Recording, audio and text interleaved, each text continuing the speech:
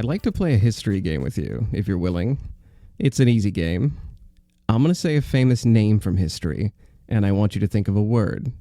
The first word that comes to mind. Are you ready? When I say Benedict Arnold, what comes to mind? Did you think traitor?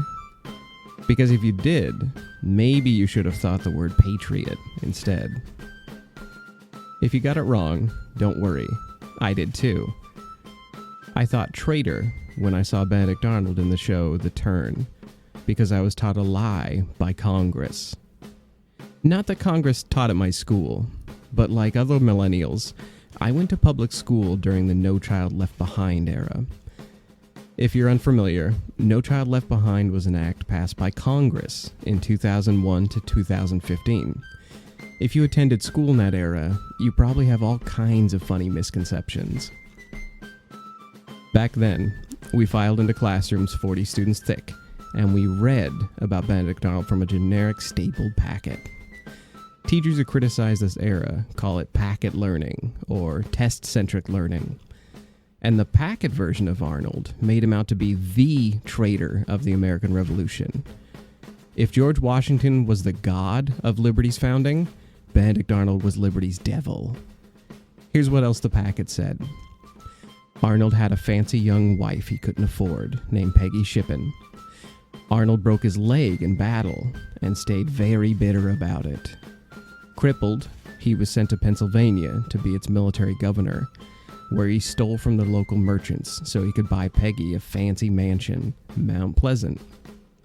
He was caught and stood trial for the stuff he took, but there wasn't enough evidence.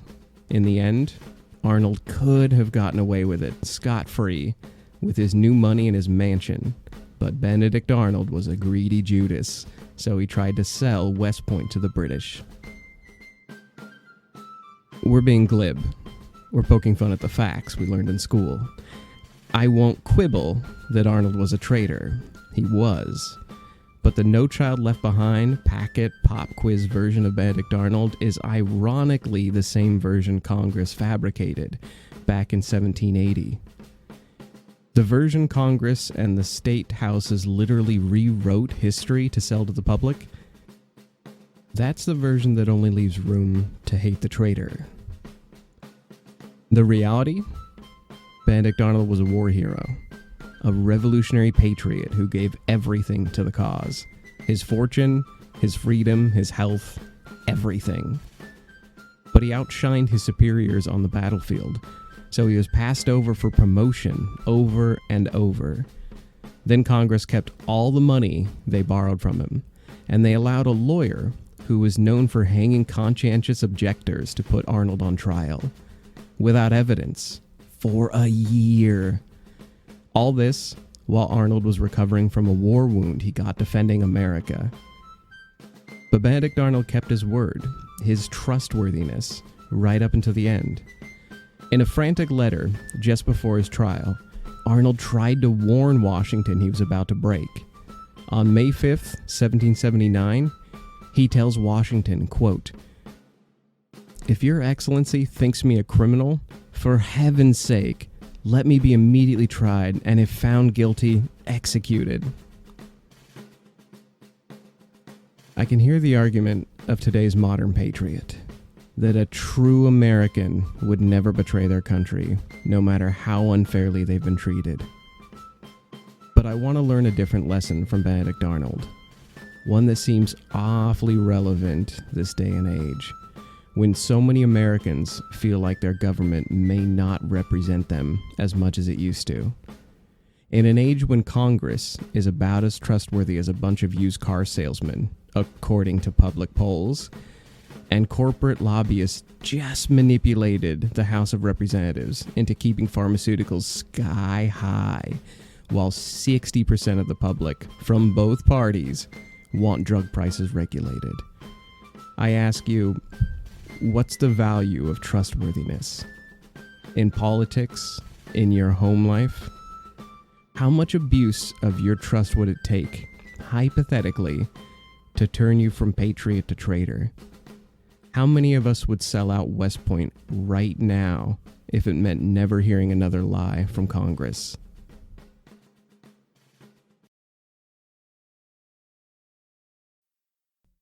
You're listening to The Re-Engineered You. This is a podcast about self-empowerment and all the myths, lies, and misconceptions we tell ourselves. Then we use science and history to bust those myths and re-engineer a better you. I'm your host, Todd Lemense, the extrovert. And I'm the writer, researcher, and introvert, Joe Anthony, whose job it is to dig through the outer layer of no-da on the internet and get to the facts. If you took all the wrong lessons away from politicians and CEOs, especially recently, you couldn't be blamed. Shark Tank, Wolf of Wall Street, the Trump cabinet, we've been fed the impression that the most important part of business, of finance, is shrewdness, wit, and guile. In the world of finance, you're either a shark or you're the chum. No exceptions. But what about trustworthiness? In prior episodes, we've covered studies that back trustworthiness as the biggest contributor to financial success, not shrewd negotiation skills or grit. So that's our focus today. How far does trustworthiness get you? How much can it make you? And how many times can we handle having our trust betrayed before we turn traitor? And we have 3 myths about trustworthiness to explore. Myths like: Myth 1. How accurate is your trust gauge? Do you think you can spot a liar on sight? If you think Benedict Cumberbatch looks untrustworthy, then I've got bad news for you. Myth 2. Do we advertise our trustworthiness through our facial features? Is it our tone? Is there a way to level up our trustworthiness at work? Myth 3. Is it even worth building up our trustworthiness? Maybe Benedict Arnold would have been better off acting more humble. Maybe we'd all be better off. By the way, today's episode will technically be part 1. Next week, we'll talk about radical honesty and how lying might actually be a good thing, especially if telling the truth means announcing to everyone how awesome you are, like Arnold did. Okay, so as we sort of begin this, I want to take us in a little bit far afield. Have you ever seen the movie Gladiator? Oh, yeah. And remember how crazy Joaquin Phoenix's Roman Emperor was? That's a great movie, absolutely. Have you ever seen movies about Caligula? I saw his documentary drama that was really good. Okay. Didn't you do you wrote about that, didn't you? Well, I wrote about Commodus from Gladiator. That was the first viral article I ever had, and that was years ago. That was like almost 10 years ago. But my point, I think the point I made then, and the one I'm kind of making now, the Roman Senate oftentimes were the ones who were responsible for writing history books. And so when you watch those documentaries, did you get a sense that these emperors were unbelievably crazy? Like almost, literally, I mean that word to the point of you can't believe it. Well, that's what I thought you were talking about. Untrustworthiness and stabbing each other in the back and literally killing each other, poisoning each other for power. Right. That's the Roman times, right? Right. So when we talk about Caligula was known for like crazy debauched parties and, making his horse a senator and acting, literally insane. But these are the same senators who years ago had named him father of the Roman lands and, praised him and put him literally on a pedestal. So, these guys, it's bitterness that made them sort of write their histories the way it was. I kind of, after reading about Benedict Arnold, I view him as being skewered in the same way. Like, I view America as sort of like Arnold is a victim of our own Roman Senate. It's just congressmen and newspapers in Washington's cabinet that made him out to be this huge Judas figure. And just to disclose here, you went into this thinking like everyone does, the cliche, the name, traitor. That's why you did this. And then doing the research, you flip sides. You had a value change. Right. I was actually looking for a narrative about what makes somebody a traitor, and this turned into basically the opposite. By the way, I just want to say, anecdotally, this is the last time we're ever doing a Revolutionary War episode. How much have you read about the Revolutionary War, or like you've seen documentaries, right? Well, I know where you're going with this. There's a ton different ones, and the problem was every single. What Joe's hitting at, I'll put words in your mouth, is the research is just horrible because there's so many different opinions on everything. Yes. In those days, everybody had a journal. Everyone, every general had a journal. His men had a journal. His men's cooking people and wives and like their sons. It's that old rhyme where like, you know, every cat had 7 mice and every mouse had 7 wheels of cheese, and every one of them kept a journal. So everyone has opinions. And then even for today's sort of modern eyes, everybody online has opinions. Every historian, every journalist student, every academic, everyone has thoughts on how things actually went down. Because I didn't know this, but apparently the Revolutionary War, it's very popular among even modern patriots to study. Like, this is almost like when a friend tells you, I've read the Bible 10 times. There are people who will just read Washington's journals for fun. So do you want to start getting into why I think Benedict Arnold was actually a pretty okay guy? Sell me on this. Sell you on this. Okay. So you and I are living through an era of political polarization.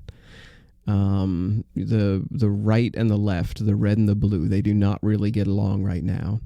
To the point where anytime a vote comes up, the Senate or Congress, it's very difficult to swing even 1 or 2 votes to be bipartisan, to vote for somebody else's act.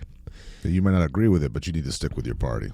Right, exactly. Towing the party line has become more important than doing something productive.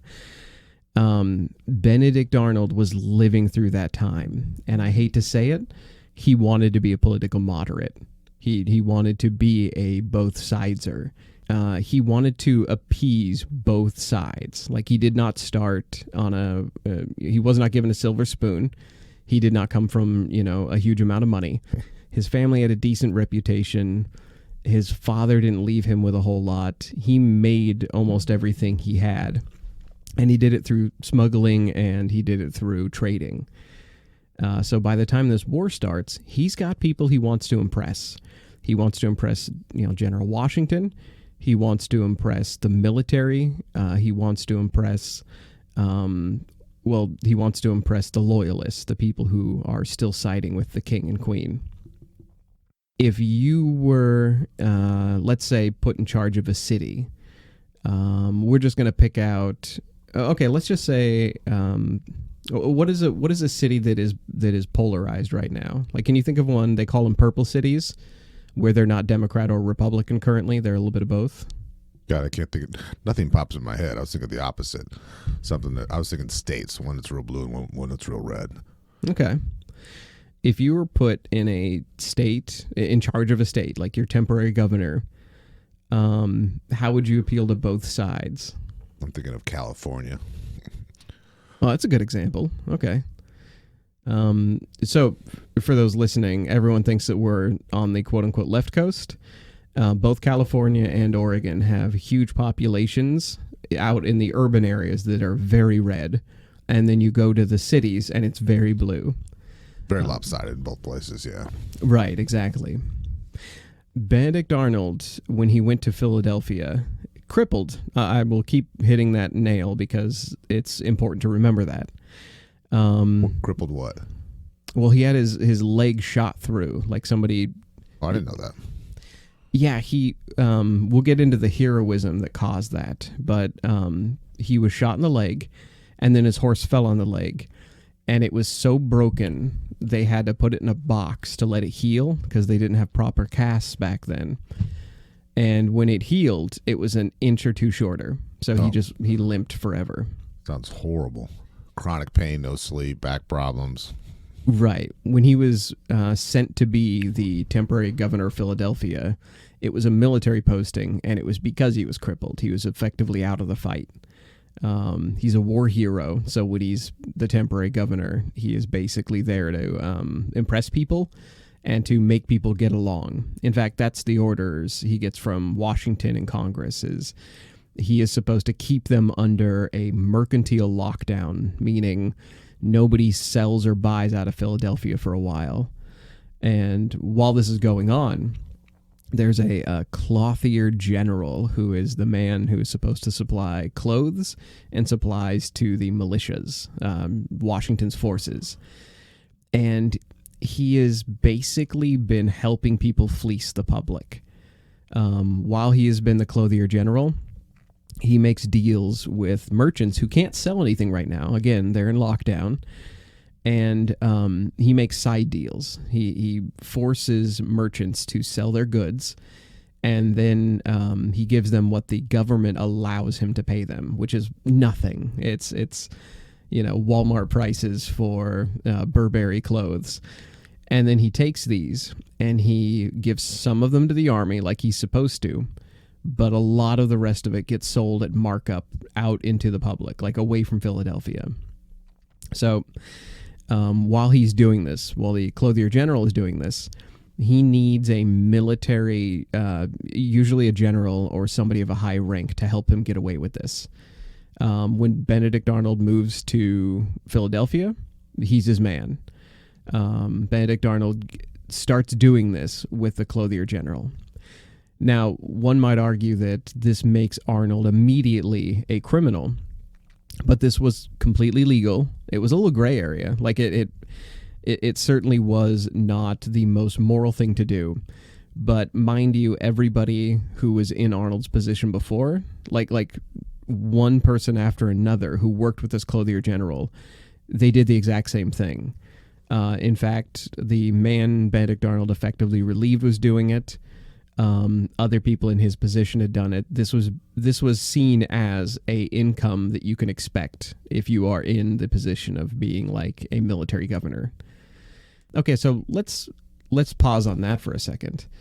If I told you that as a bouncer of the nightclub, you can expect to get tips, and what we really know is that these tips are just people who don't want to show you their ID. Or even if they don't want to show you their ID, maybe they don't want to be hassled and they just slip you some money. How crooked is that? It's not. Okay. And that's kind of, I think, one of the fringe benefits of getting that assignment. Right. There's a little loss that goes through that you get to keep, right? Right.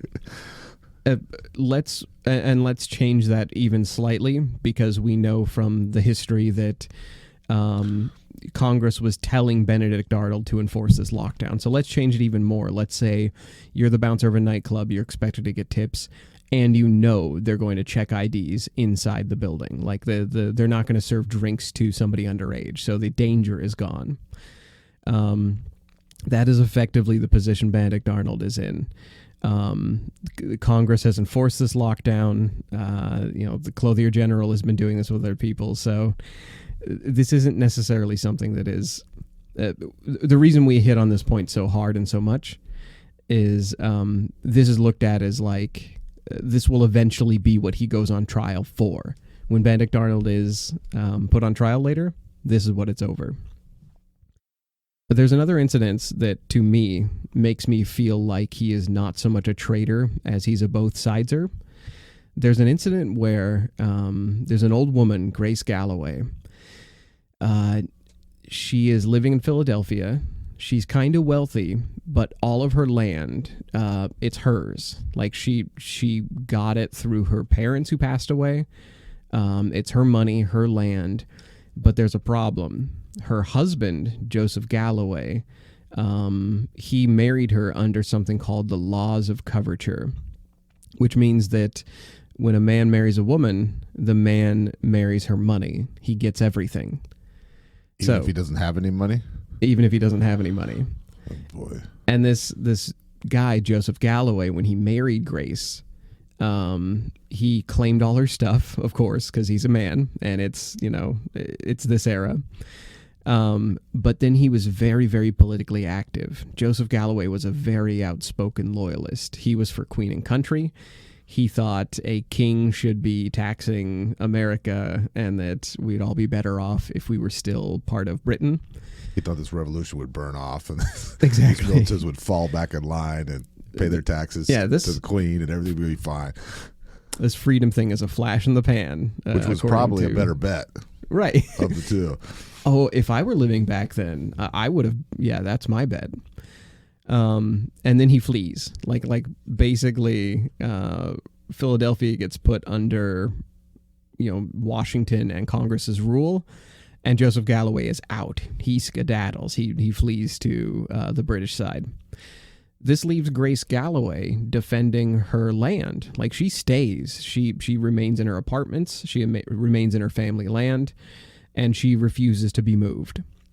And they go to Benedict Arnold, who is currently the governor. Now, was her loyalty towards England, or was it towards us here? Or do we not know? She did not proclaim a loyalty as far as I know. I read through her sort of like history and journal. She said she Staying wasn't. Put kind of shows some character too, though, doesn't it? Yeah, it does. It felt to me like she was more on the side of her land and her family and what was supposed to belong to her. When you're facing a probable hanging. Yeah. And that's exactly what almost happened. Everybody in Philadelphia who was left, almost all of them, more than half were in this political party that wanted freedom for America and liberty. And they wanted Grace dead. Like they regularly hanged or threw people out who were loyalists. And Arnold empathized with the loyalists. He didn't see them as an un-American tumor that needed to be cut away from the rest of us. Meanwhile, this mob in Philly, they're getting the noose ready, and they want to stealing people's stuff. By the way, how much do you know about like New York during the 1700s? Not a thing. Okay. One of the things that legitimized New York as a state. Okay, I'm gonna just read this here. We'll link you to the blog that I got this from. But they said, quote, "The seizure and sale of loyalist property raised revenue for the state by redistributing property from the loyalists." So basically, stealing loyalist stuff, kicking out the British lovers and taking all their stuff was a legit way to do business. Many of the states established their legitimacy in the eyes of the Constitution by depriving certain people of their right of property, meaning kick them out, take their stuff, and you are considered a legit American. That's not even squatting rights. That's just you go overpower your neighbor. Right. You literally terrible. you throw, you threaten them with a noose, they run, you take their stuff. That's it. It's like the Northeast where they call you a witch and then they burn you and they take your house. Right. You know what I mean? It's like terrible. Get out of here. Yeah, we want your land. So your point being, we were in some very This is what we did. Yeah. unmoral times. Right. Unfair trade. So if you think Benedict Arnold is being immoral by being like, I'll buy these merchants' goods at our army price and then resell them at a markup, that is not nearly the worst thing that happened. Or I'm a real American and would never. These were real Americans. Real Americans will kick you out if your husband was a loyalist and you are not, we'll still kick you out and take all your stuff. This is another quote from that article we're going to link. Quote, "New York built one of its most robust property confiscation regimes. In fact, New Yorkers started seizing loyalist property even before the state ratified its constitution." So, yeah, New York was not a state. It was a kleptocracy where they just based their wealth on stealing people's stuff. Arnold is asked to evict this woman so they can steal all her stuff, right? where was all this stuff going? That is a question I kind of want to.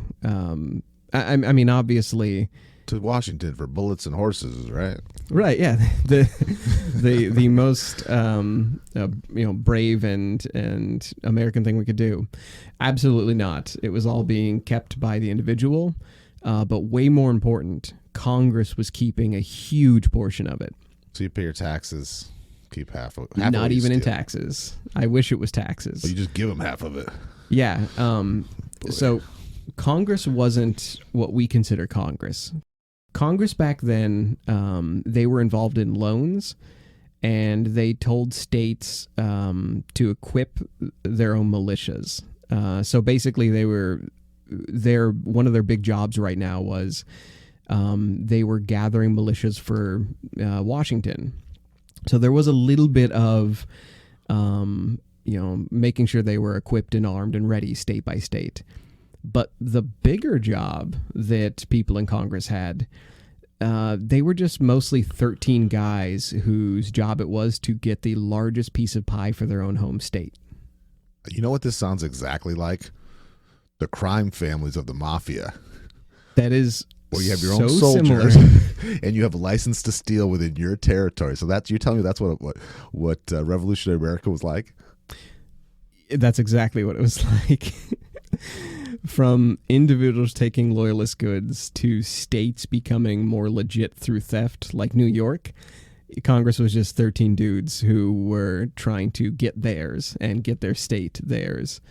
They were just, and it wasn't just goods and services either. They were trying to, whenever power was a question, like what state would have the bigger vote, how many representatives would they have, what generals came from what state. That becomes an issue later in the story. We'll talk about how Arnold was passed over for promotions because these states literally wouldn't let somebody competent be their general.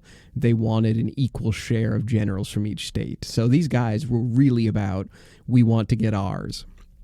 And that came down to Arnold's money too. They took Arnold's money. Arnold donated all of his wealth before the war started, and they kept it. So Arnold, when he is told Grace Galloway, this loyalist maybe whose husband has already fled, we want to hang her or send her away and do it in disgrace, and a mob will be chasing her. Arnold sends his guards, and they just have her, they send her to a relative. So he does the polite thing. Shows some kindness. And he shows kindness. Mercy. Yeah, trustworthiness.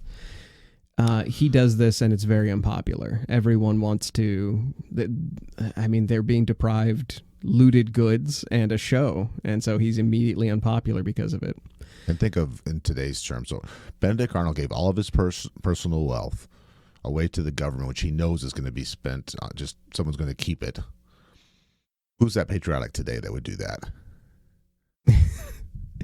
I can't think. I mean, I see giving money to your political party, but you don't give everything you have. That is what I was just thinking. I was thinking lobbies, super PACs, things like that.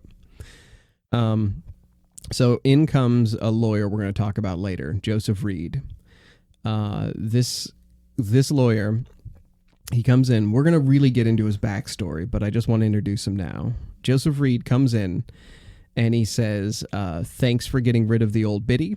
And he salutes Arnold and walks in, and he claims Grace's apartment as his own. She's evicted, and this man is all about punishing the hell out of loyalists. He even, when we mentioned that he hung pacifists, he hung Quakers. This is not the last we're going to see of Reed. He is going to lead the witch trial against Benedict Arnold. And like we said, one could argue that Arnold was doing all this to curry favor with the British, like planting the seeds of traitorism early. I just think it's because he was trustworthy. He chose not to humiliate an old woman. And he did want to play both sides because he was a moderate. But while being a moderate in social terms, he never really stopped being a patriot. When we talk about how he is liberty's devil in the opening, he never really filled those shoes. In fact, they had to literally rewrite history and scratch him out of books and things like that to make him fit the mold of the devil. So we're going to get into that a little bit later.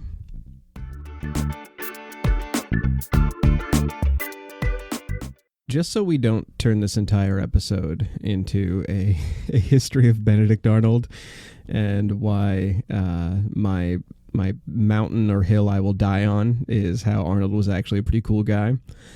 Can we get to the science portion? Because I want to ask you brought up something very early on when we were talking about episode ideas. You talked about how we speak differently to different people in our life. And that's our first sort of, that's our first road stop on the road to trustworthiness, is how we communicate. So do you view that as, let's say, dishonest, speaking differently to everybody? What's your experience with this? I used to think that. I used to think, be yourself, be your true self. And if people like you, they do. They do. If they don't, screw them. But I had something happen, life experience, that changed how I see the world. I went and I took an acting class. I've been big into public speaking, and I want to become a better communicator overall. I want to be better at my sales meetings and a better communicator. So I took an acting class at University of Washington, and it was a life-changing, eye-opening experience. The teacher, the professor, was this old soul. And he'd worked on Broadway. He'd been a director and producer, and he'd done it all, and he was in his 70s. And he did this exercise with us on day one. And he says he wants to remind you that you are that little boy and that little girl you've always been. They used to pretend you were a dinosaur. Okay. You've just learned how to manipulate your speech and your behavior to socially fit into your surroundings. And he took us through each of our relationships with our girlfriend, our boyfriend, our spouse. You don't talk the same to your friend from soccer team as you do to your grandmother. You have different body language. You use different language. You might swear with one. And when you really break down to just the words you use, it's shocking. We all have multi-personalities. We're all schizophrenic at the end of the day. I cater my dialogue and speech to bore everybody individually on their own level. So. But it's a bit manipulative to talk to somebody a certain way, to talk to my workout buddies a certain way, and then talk to my Toastmasters friends a little bit differently. But we do it for social grooming. We do it to fit in. We do it to be part of the club. Okay. We've talked about code switching on other episodes. Did you find anything when we were researching this article that gets a little bit into that? Like, could you... basically what I'm asking for is there a scientific verdict on whether or not it's dishonest, whether we should continue this or not? Scientific America did an article, and you can see it in our show notes. And it's based on, when you first meet someone, we talked about first impressions on a couple of our shows. What show do we do first impressions on? Oh, we did it in classism. We had a Yale study that talked about how... we had a first impressions episode too. Orson Welles. Hemingway. Yeah, and them fighting each other. In both of those, we covered the Yale study that talks about how somebody will know what socioeconomic class you come from in the first 8 seconds of interviewing you. And Scientific America did this, and it's based on not the words that come out of their mouth, not their appearance, but literally we measure someone's trustworthiness by their facial features. Okay. So now, this is totally outside our awareness. It's our subconscious. It's making these fleeting, instant decisions. So our brain activity goes wild, just locking on the eyes, the nose, the mouth. And then we make a decision in our subconscious. Do I trust this person or not? Have you had that experience before? Like where you were aware of it? Like if you're at a bus stop and you see somebody who just looks like they would hurt you if given the chance? When there's a danger, like yeah, someone really creeps me out. But let's face it, I usually wait. Like I like everybody. You're more skeptical of people, I think, at first than I am. Is that safe to say? Or maybe I'm just more judgmental because I've done the opposite. I've seen people and looked at their facial expression, and like if they look extra soft and slack-jawed, I'm just like, oh, you're cuddly. You couldn't hurt me. So Well, I will hug pretty much anybody. So if you meet me and you get a little too close to me, I might hug you. I'm a hugger. So I think it's a sign of trust, right? They could stab me or hurt me or something. I think so. But okay, so you're saying that our first snap judgment is the face. Facial features that we associate, probably micro expressions from people we've had relationships through the year. We're analyzing all this data from someone we trust, someone who's hurt us. So it's not just getting creeped out and saying this person's danger. It's is this someone I want to be friends with? Is someone I would give money to? Okay. Or my time to? Cracked did an article a long time ago about cheekbones, that broad cheekbones make us trust somebody. So I wonder how much, like, under the surface, I mean, like, tension in your and my faces. We've talked about that in other episodes where, like, you can tell how much money we grew up with based on how stressed we were throughout our lives, how our muscles sit when they're resting. So there's a lot of interesting study in this. And there's ones where we feel very insecure around really attractive people. We put our guard up because we think they're going to take advantage of us because we can't say no to someone that hot. Right, yeah. Now, this is a very interesting one. Psychology Today did one on trustworthiness and how capable that person is of feeling guilt. And if they're guilt prone and they're willing to show that they feel guilty about something, it means that we're more willing to trust them. Okay. So if they have some shame, some fear of loss, what does that mean to you? I'm very prone to guilt. And so for me, it means a weakness. Like I think of it as, if you guilt me for not coming out to a party or for going to hang out because I am pressed for time all the time, I assume I'm a pushover. But does this mean that it makes me more trustworthy? People trust me more because they know I'm capable of feeling guilt? Absolutely. You're not narcissistic. And I've been saying that joke for years. People like me need some guilt. Okay. And then and it seems like the self-help genre is big on, you should never feel guilt. Feel guilt-free, guilt life, And I don't think that's true. It shows empathy for other people. It shows empathy for hurting other people's feelings. It puts a positive value to guilt. And it's an emotion that most people just want to run in the opposite direction with. That's very true. Have you ever had a boss or a coworker where they vocalize when they feel guilt? Like they will feel guilty about something. I will keep guilt inside. I will pretend it's not there. But they will be like, "Oh, I'm so sorry, man. I did not mean to park in your spot." Like they'll make a big deal out of it. That was my bad. Yeah, and my bosses do that. When they make the mistake, they take full responsibility for them. The good bosses do. They apologize to you even though they don't have to. Okay. And I think a lot of it is what you said. They put the emotion in it, and it's sincere. So instead of holding on to that guilt for when you finally repent at the end of your life, like, I come from an Irish Catholic family, that guilt becomes your reactor of shame that you hold on to. If you just express it immediately, not only does it get out, it also makes you more trustworthy. That is so crazy.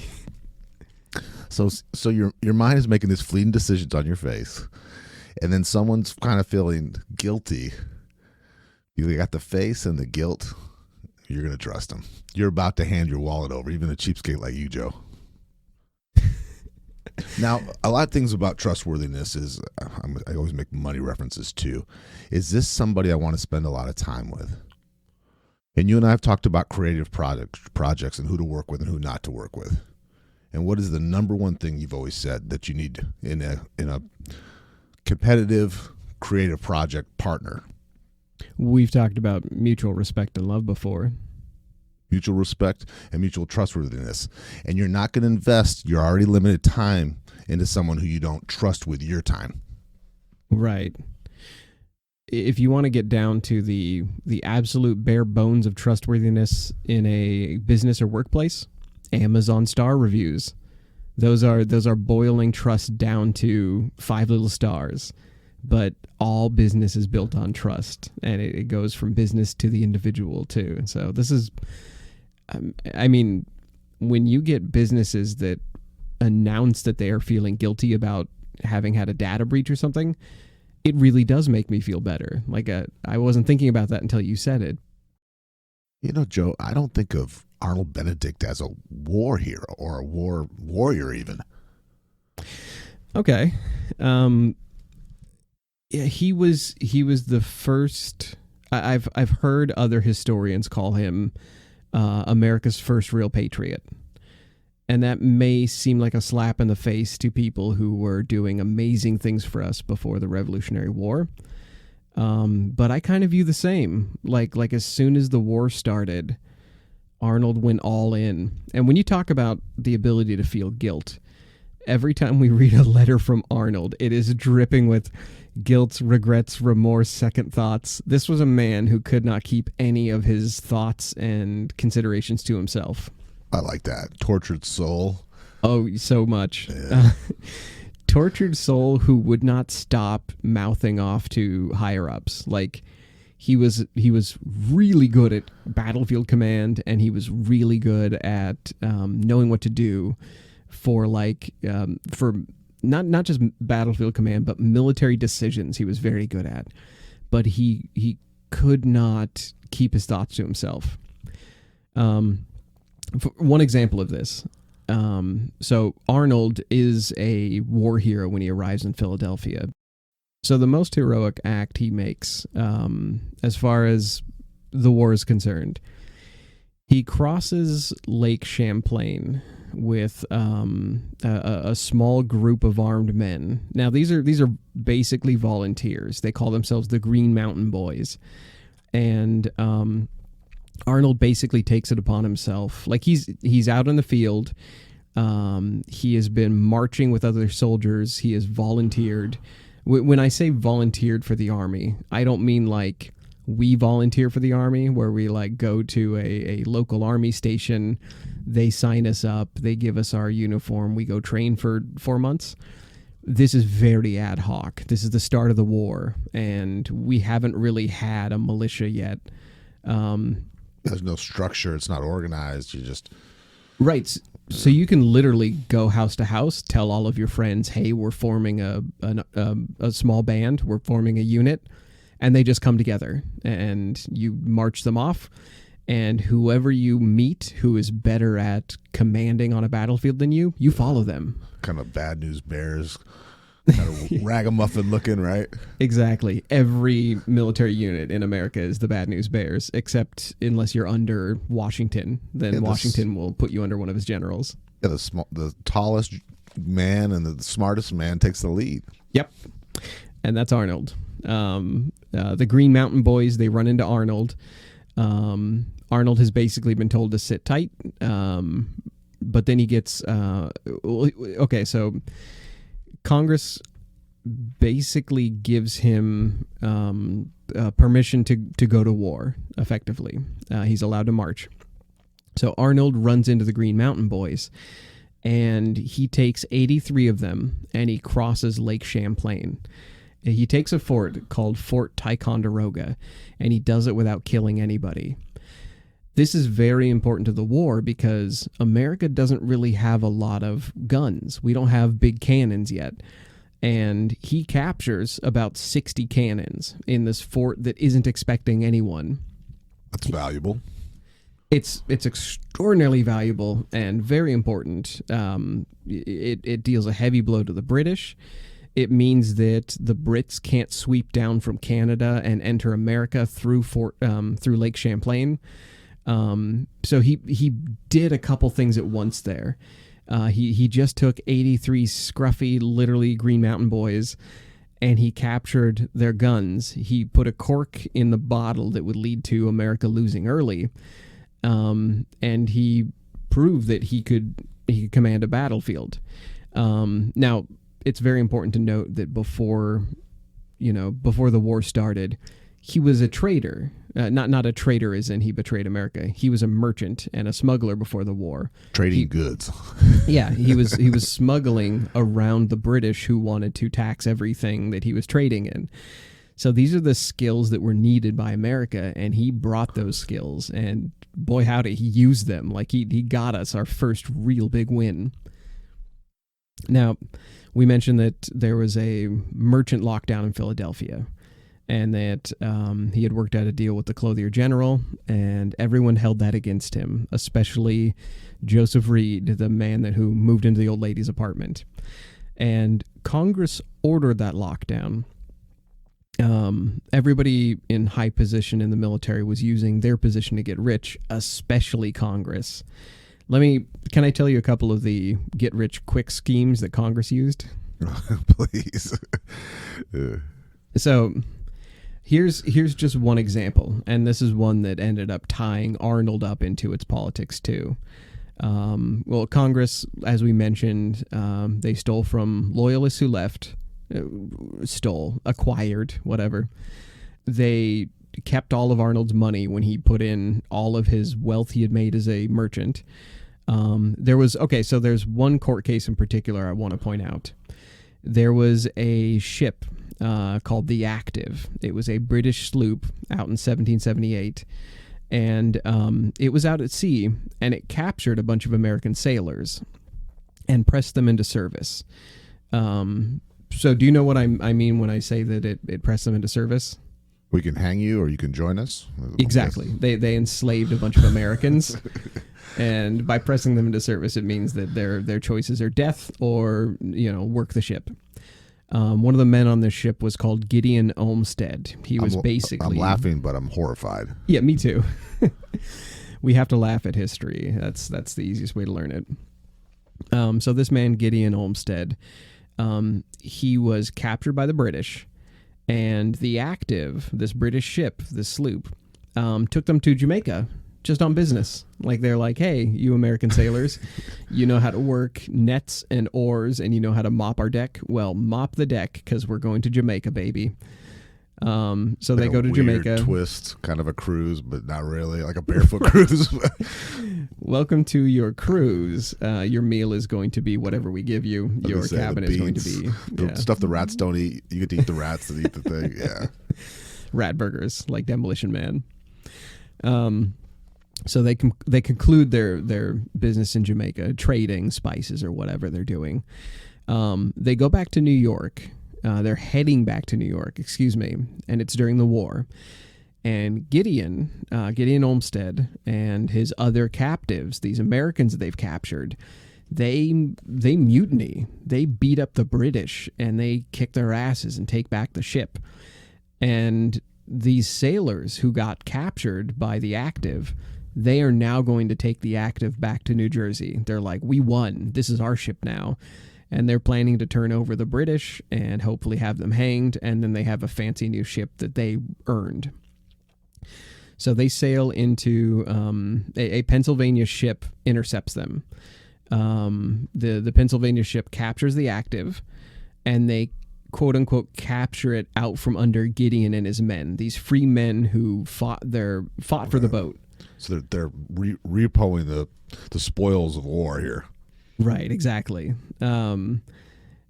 But guess what? The case went to the Supreme Executive Council, which is the state council for Pennsylvania, and it's currently being headed by Joseph Reed, our person who hangs pacifists and takes the apartments of old ladies.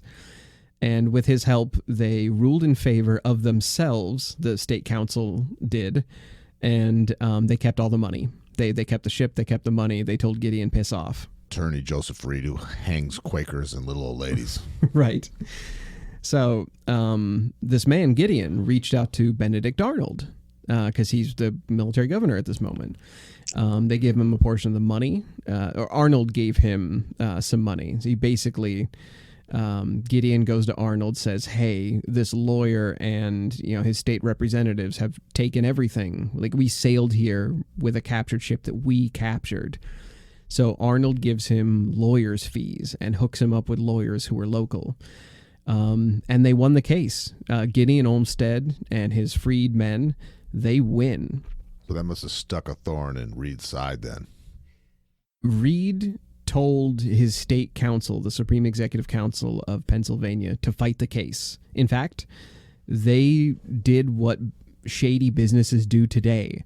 They held them up in court in useless legal fights and fee-causing fights for 30 years. So Gideon Olmsted eventually got paid off when he was an old man, but they kept this fight going for 30 years, hoping he would drop out and give up. But then Reed would have known Arnold was involved in it. Oh, he totally knew. Joseph Reed really held this against Arnold. Yeah, he knew if you didn't have the money from him, this would have been over a long time ago. That's exactly right. If Arnold hadn't loaned Gideon the money to fight the case, it would have been over in like a year. It would have been, sorry, get lost. You don't have the attorney fees anymore. You don't know any local attorneys, man who fought for his freedom on a boat. And then they would have just lost the boat. Now, I will point out that ironically, Congress is still one of the least trusted institutions in America. We joked, not really joked, but we said in the opening narrative that they are, Congress is right up above car salesmen, barely. This is according to a Gallup news poll, so that's fairly trustworthy. Some things don't change. No, not really. And then directly after this incident in 1777, so the incident is technically still going on. The active was captured the Americans in 1778. So the year before, Congress had already given Arnold a big middle finger. So if you're like, why does Arnold have so much beef against Congress aside from their thefting? There is a reason why Arnold is so spicy toward Congress already. They already gave him a big middle finger when he came back from basically being a war hero and capturing the fort, Ticonderoga, and getting his leg wounded and doing all these things for America. He needed a promotion. Benedict Arnold did. And they promoted a couple of his underlings above him. If you are in line for a promotion at work, how many people would you tolerate being promoted from under you before you said no more and just walked? One. Maybe two, because I'm not a very good worker. But okay. We're talking about underlings, and you led the charge, and Right. People literally got hired after you or were lower ranked than you. Benedict Arnold was a brigadier general. He wanted major general, and he honestly deserved it for what he did. He needed it for the pay. He needed it for the prestige. He'd seen and done more in battle than almost anybody in America at this point, because remember, there hadn't really been a major American war. There had been wars, but not like this. So he gets passed over 5 times. Now, I mentioned before that each member of Congress is looking out for their own and kind of greedy. This is another move on Congress's part. They didn't want to be left out on generals. So every state wanted their own general, or 2 or 3 or however many they could get. So they promoted 5 generals from other states in front of him. Arnold was so surprised and angry about this, he wrote to Washington. And Washington, who is the big man, Washington is surprised. Washington actually thinks it is an honest mistake, and he calls it an omission on Congress's part. And he tells Arnold, don't be too hasty, we'll clear this up soon. They're making a mistake. And then Arnold learns it's not a mistake. Congress tells him they're doing it to be fair to other states, to give an equal number of generals on the battlefield. And again, this is just the representatives trying to get theirs from their home state. So for Benedict Arnold, this is disappointing and devastating. You mentioned it would take 1 promotion or maybe 2 for you to walk out. Arnold walks out. He resigns. Now, you might be thinking at home, well, hold on a second. If Benedict Arnold resigned, how could he be the traitor of the American Revolution? Washington convinced him to stop the resignation, to withdraw his resignation. So Arnold was ready to go back to being a merchant.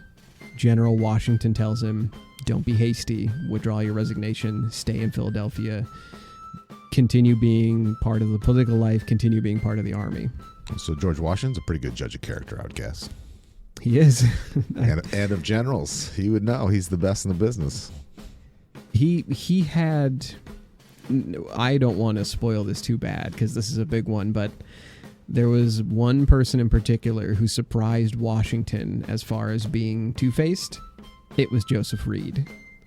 So Washington was a good judge of character, but even Joseph Reed caught him by surprise.